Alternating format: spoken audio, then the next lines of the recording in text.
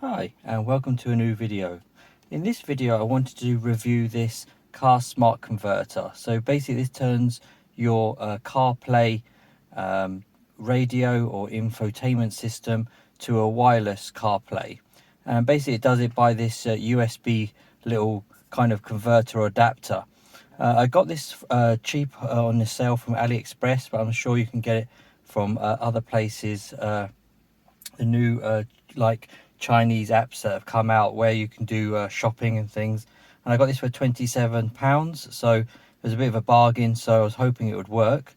So this is I'm testing on my Hyundai Ioniq EV 2020. So as you can see here, this is the model RWDP1, and it is quite small and everything else, that's why I bought it. So basically right now I have to plug my phone into the USB, so I just wanted to see try it and see if it works in the car. So let's do a quick unboxing. So as you can see, the packaging is quite straightforward and everything else, and then the box just comes in. So you can see here it does come with some very straightforward instructions. As you can see here, it just basically goes through the product information and around the cable that it comes with, and how to actually set it up. Hopefully by looking at the instructions it is quite straightforward, so I'm hoping that it would work straight away once connected by Bluetooth. So what you'll have to do is, it does come with, so the actual device does come with a USB cable as well. So as we have a look here, we can see in the packaging, so you can see here the device is very small and tiny. So basically you just have a USB type C port on the back, and then you have like a ventilation at the bottom there as well, just to let heat out. But other than that, it's plastic and very light, and it's small, so lucky enough, hopefully you just plug it in, and if it works then my phone will automatically connect in the future by a wireless CarPlay. So as you can see, the device is very small and everything else, so you can have a look and see from there on the dimensions I'll put on the screen. And continue on in the box, so you can see underneath it does come with a few cables. I think it looks like it comes with an adapter. So as we can see here, we can see it comes with a USB type A to type C, and then a type C cable it comes with, and then to type C. So basically it depends on your car. Mine has a type A, so mine will be using this one, but it's good to actually see for quite cheap money they actually include both cables.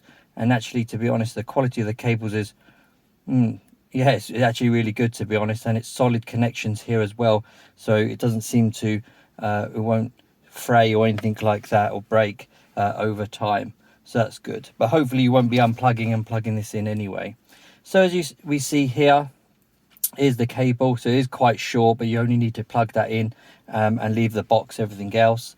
USB type C goes into the back of this little box here, and then the type A will go into your USB port that's underneath my radio, but on your car it may be different. So you just plug it straight in. So you can see on my infotainment system, my one currently has the phone projection, but when it recognizes CarPlay, it will actually show CarPlay and load up the user interface.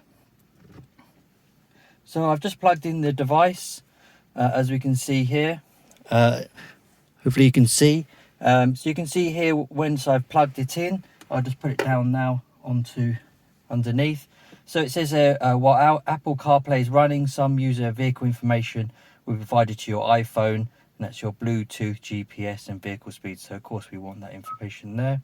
And then it just goes through, make sure you have an approved cable and everything else. So now if we click OK, so now you can see here I've got Apple CarPlay, and you can see the user interface is now actually started up. So it's actually displaying now the Bluetooth device and its loading screen. So what you'll have to do now on your iPhone is unlock it. So I've got my iPhone here, as you can see. So basically what I'm going to do is go into Bluetooth and then connect to find your SmartBox 4670 device. So I go here into Bluetooth and then wait for the devices to search. So as you can see here, I'm just waiting. So you can see the SmartBox has come up. I click on that and it will say, would you like to pair? So you click OK and pair.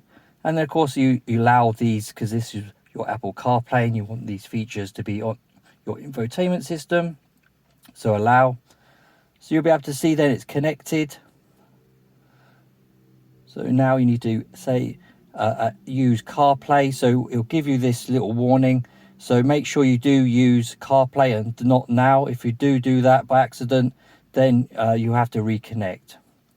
So if we do that now, you'll see it's loading up on there on the actual device. So once it's connected and everything else, you've got to give it a bit of time, and then it will then load Apple CarPlay. So as we can see, so I'll just put my phone down now, and you've got Apple CarPlay here, and it's actually loaded up straight away. So you can see on my car, Apple CarPlay, and you can see it doesn't seem to be laggy at all. It's loaded straight up all the apps I've got, so that's really good to see. So you've got all your standard ones, and then you've got your settings. So everything seems to work actually really good.